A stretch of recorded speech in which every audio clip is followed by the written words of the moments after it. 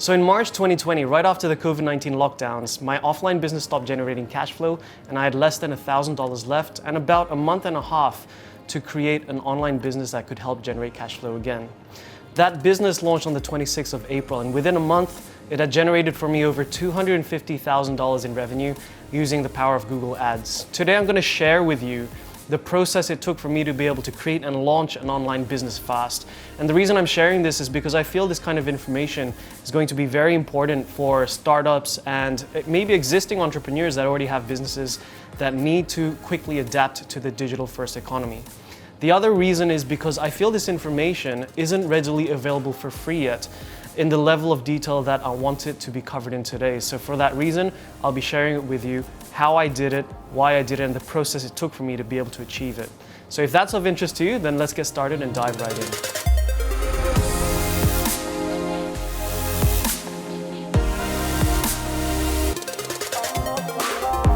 Now, before I tell you the how to make money online part, I think it's important we talk about the emotional why as well, because for anybody to succeed in business requires a strong emotional drive to push through towards success. Now, for me personally, it came in the form of emotional stress.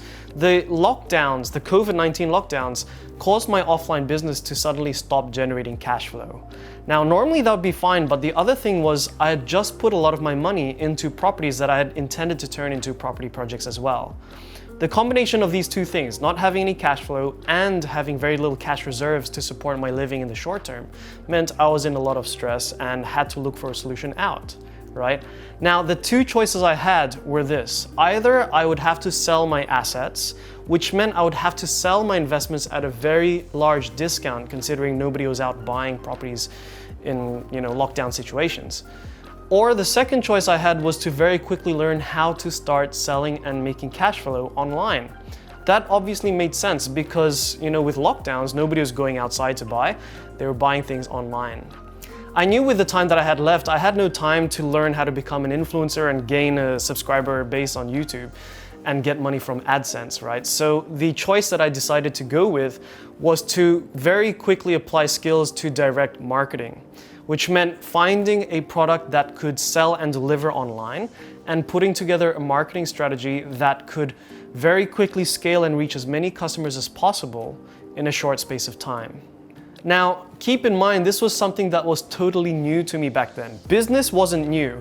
However, selling something online and doing it with mostly automated processes was new to me. So I had to figure out how to do this, which meant I had to go into the research phase, right? Look at examples that were already running, look at what was out there, what could I learn, what insights could I gain so that I could develop something for myself. That leads us into chapter number 2, the discovery phase.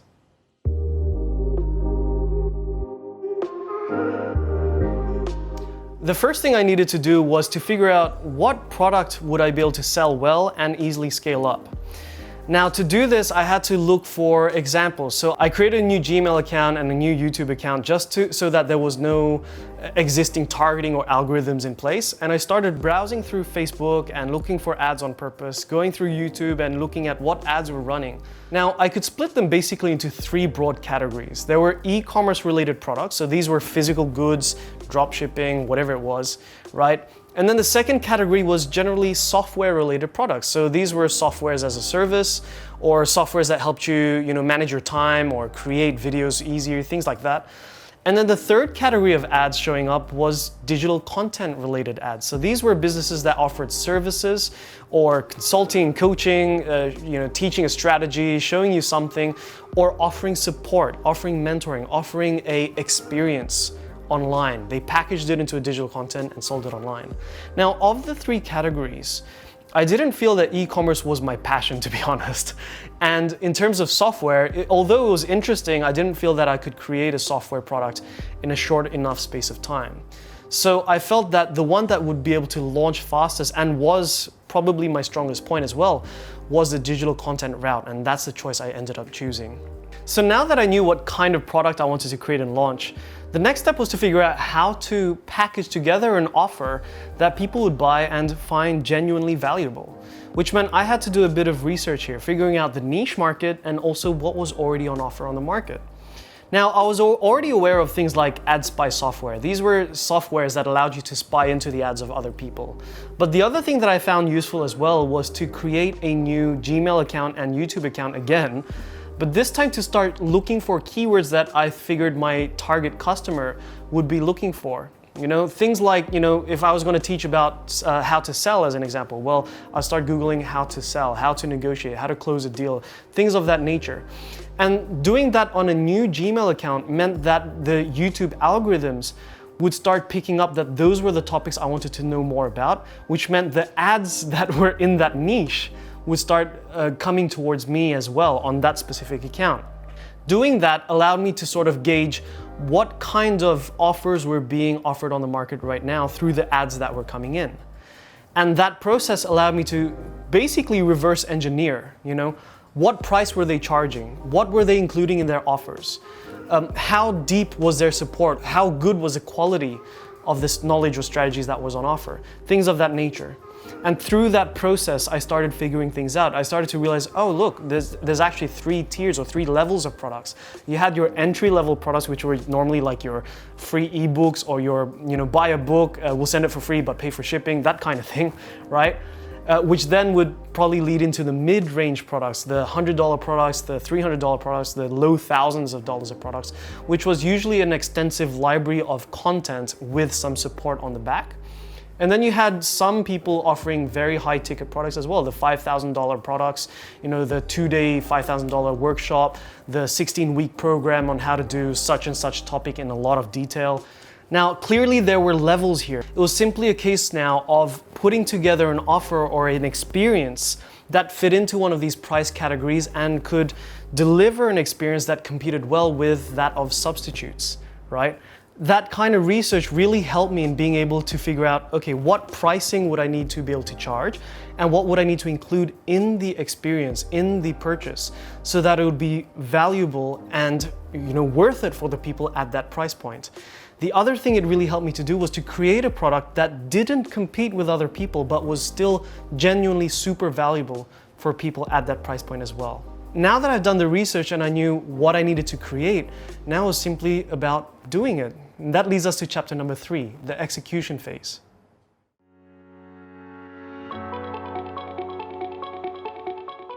I whipped out my camera, got myself a pretty decent clip-on mic, and got to work creating content. Now, personally for me, I found creating the content part was probably the easiest part of the entire process. And the reason for that is because I've always had that, you know, that natural interest and passion for teaching people. I really like seeing people that struggled with a certain topic or struggled to do something, me teaching them how to overcome that and them achieving something out of it. That really gave me a kick to see that progress. So for me, creating the content that helped them, you know, further their business, achieve more sales, was something that just came naturally to me and was easy to do. The thing that was new to me was creating the content in a way that was consumable online. Now, what do I mean by that?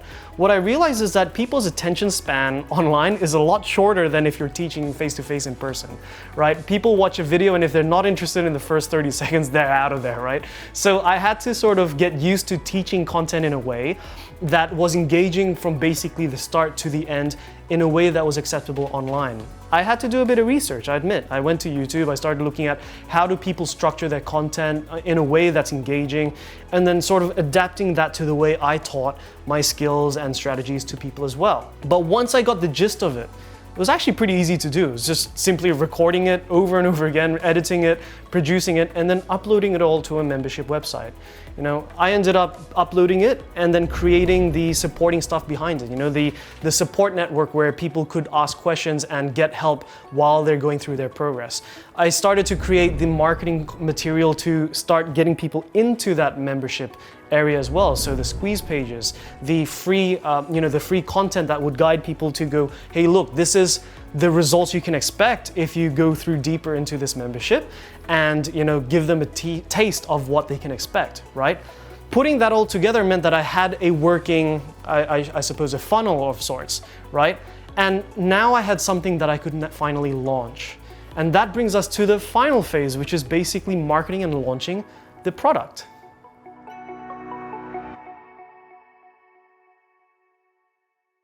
When it comes to marketing and launching the product, the obvious choice for me was to go down the direct advertising approach. It was a lot faster to do and would see an instant result coming in straight away.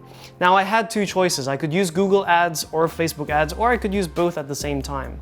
But what I found is there are key differences between the two platforms. With Facebook Ads, there were a couple of benefits. The first is it's easier to set up and much more intuitive to use, especially for new advertisers, right? Setting up your pixels, creating custom conversions, creating lookalike audiences. That was pretty simple to do. The other benefit with Facebook Ads is that the algorithms really kicked in very, very fast. You don't really need to target specific things like interests and things like that. You could just basically trust Facebook's algorithms to target the right customer to show your ad to. What this meant is that even with a small ad budget of say $10, $50, if your product was around about $50 to $100, you could realistically start seeing sales coming in. That was the key benefits. But there were other advantages that were available to Google Ads that weren't available on Facebook. For example, on Google Ads, the targeting was really next level. You could get really, really specific to the intention of the buyer, right? And the other thing is the database, the number of people that are watching on YouTube every day is so much bigger than what was available on Facebook as well. And because hardly anybody was advertising on YouTube, it meant a much cheaper cost as well. Now that being said, I ended up focusing a lot more of my budget on Google Ads and YouTube as well, okay? What I ended up doing was I started spending $200 first and seeing how much would that $200 in initial ad spend return to me as revenue. Now, I was expecting at least $600 to come back in, and the reason is because the product I was offering was not a physical product. Because it's not physical, it meant I didn't have things like cost of goods supplied. I didn't have delivery costs, logistics, packaging things to consider, right? It was mostly digital content, which meant that I just needed to cover the ads and have enough to cover overheads and have a profit on the end. That's why I was expecting at least $600 back from that $200. Now, surprise, surprise, that $200 ended up generating over $1,100 in its first 2 days. This was excellent confirmation for me because it meant that the product that I'd created was in demand and was generating a very healthy ROI or ROAS, return on ad spend. Now, having that said, instead of taking the profits and celebrating, I took the profits and put it back into more ads, seeing would $1,000 in ad spend now generate more than $3,000? It ended up generating something like $4,000 or $5,000 back. And so I just kept repeating that process, increasing the ad budget and seeing the income coming in at least 3 times more than the ad spend. That's how I ended up generating over $250,000 in the first month of release using Google Ads, just by repeating that formula. Now, having gone through that experience, what's the key lesson that I ended up getting out of it? Well, I find that seeing success on Google Ads and even on Facebook Ads is a lot easier to do when you got the right foundations in your product. I find that too many people try to rush their content, rush their products.